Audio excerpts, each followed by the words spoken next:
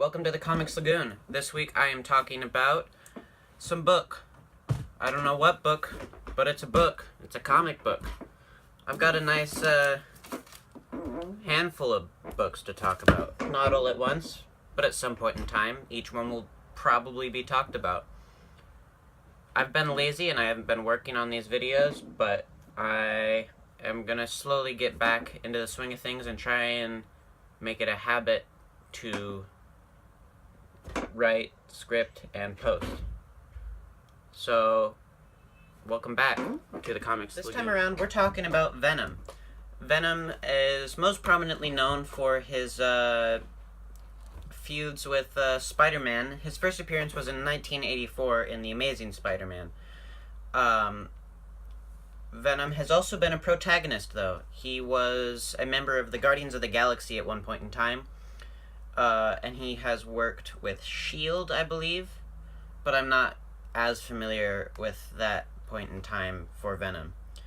Venom is a symbiote, which is a alien.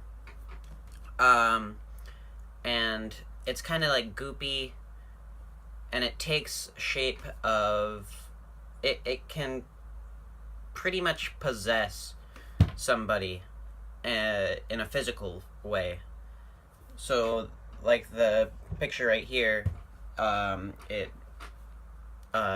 engrosses your entire body, and you can then gain powers. Venom originally hosted Peter Parker, and gained powers of web slinging, wall climbing, or turning invisible.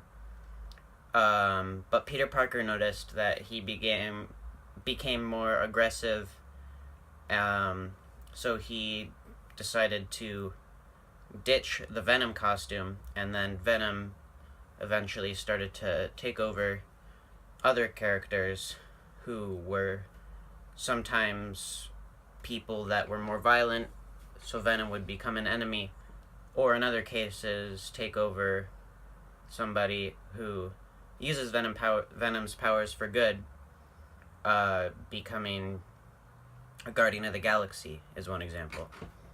Marvel's Venom #1, which I have right here, is written by Mike Costa and illustrated by Gerardo Scandoval.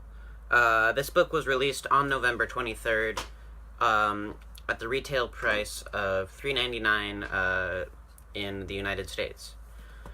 This is the cover for the book. This is the standard release. And I like the other covers better, but variant covers usually go for... It can be 10 times as much as the original price, so I stuck with the $4 copy. Venom #1 has us waltz right into a New York diner, where an 8-fingered veteran is looking for some extra money, because in New York, you have to have some money to pay the rent, to buy food. Anywhere you have to have money to pay the rent, buy food, maybe pay for some other things. But generally, people only buy food and pay rent. That's the only thing people ever do. But Venom #1 starts off with an 8-fingered veteran who ends up in a New York diner looking for a little more money. Here's an example of where he only has 8 fingers. He's pulling off the glove right here, and you can see 5 fingers right there. But behind that glove, he's only got 3 fingers. And if I know the math, 3 plus 5 equals 8. But this friendly 8-fingered veteran, his name is actually Lee Price. And Lee Price is doing an arrangement with 2 other guys in that nice New York diner.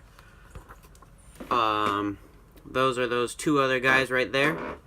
And they do some talking, and then it switches over to a poor homeless man walking down a dark New York alley. But little does he know that Venom, the symbiote, has a treat for him. That treat is being venomized. While I read Venom, I enjoyed the grittiness that was present in both the art and storytelling. Our eight-fingered veteran, Lee Price, really showed that he was ready to kill on the job, which displayed his desperation and his poor sense of his poor sense of what's right and wrong. And I like seeing that in a character, because not everybody can be that goody two-shoes, shiny penny person. And the displayment of a character who isn't perfect is nice.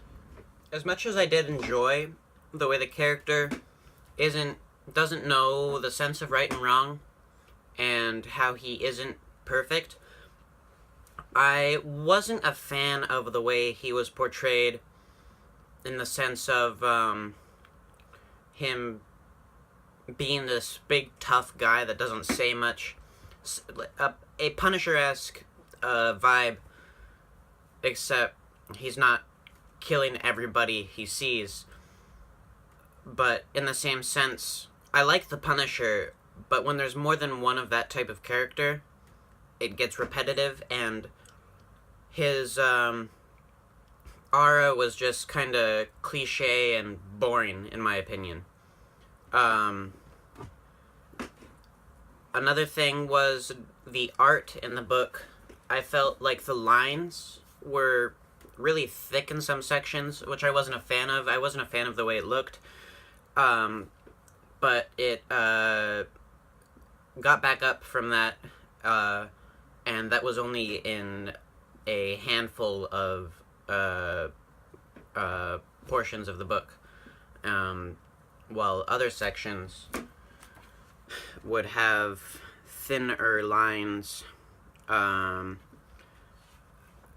like right here, and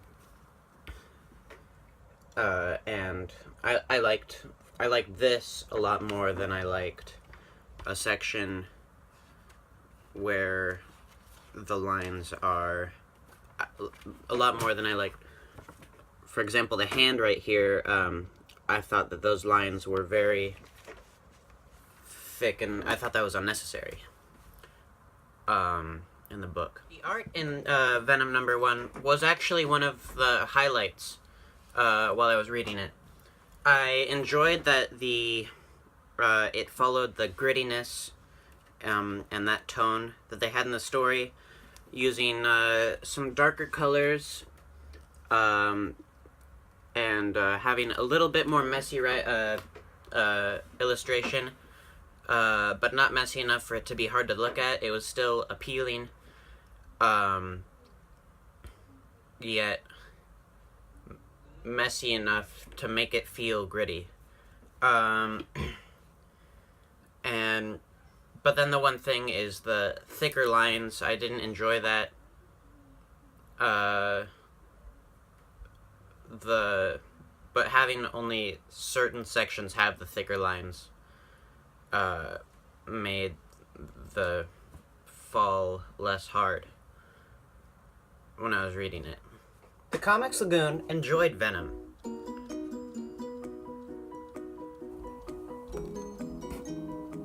And believes that anybody looking for a comic book that focuses on an antagonist would enjoy Venom #1 by Mike Costa.